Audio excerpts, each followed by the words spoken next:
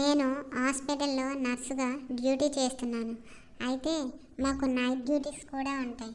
అలాగే చాలా ఇయర్స్గా నేను అక్కడ వర్క్ చేస్తున్నాను. నైట్ డ్యూటీస్ చాలా ఇబ్బందిగా అనిపించేది నాకు. అలా ఉన్న నాకు అనుకోకుండా ఒకరోజు ఒక అబ్బాయి జ్వరం అని హాస్పిటల్ వచ్చాడు.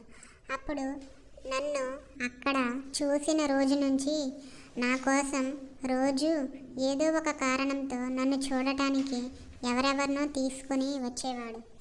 అప్పుడు ఒకరోజు నేను కూడా తనని ఇష్టపడటం మొదలుపెట్టాను.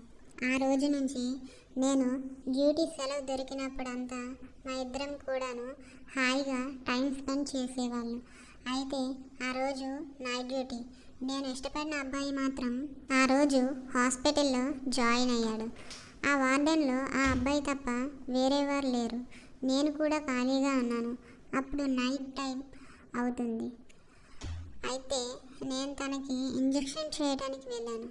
తను నా చేయి పట్టుకొని నేనే నీకు ఇంజెక్షన్ చేస్తానని చెప్పి నన్ను అమాంతంగా హత్తుకున్నాడు.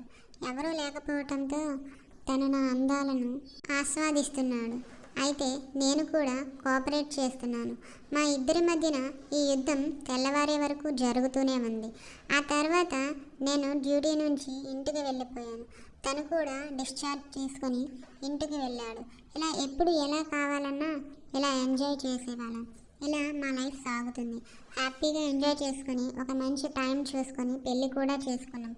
ఇప్పుడు హ్యాపీగా ఉంటున్నాము. Thanks for watching.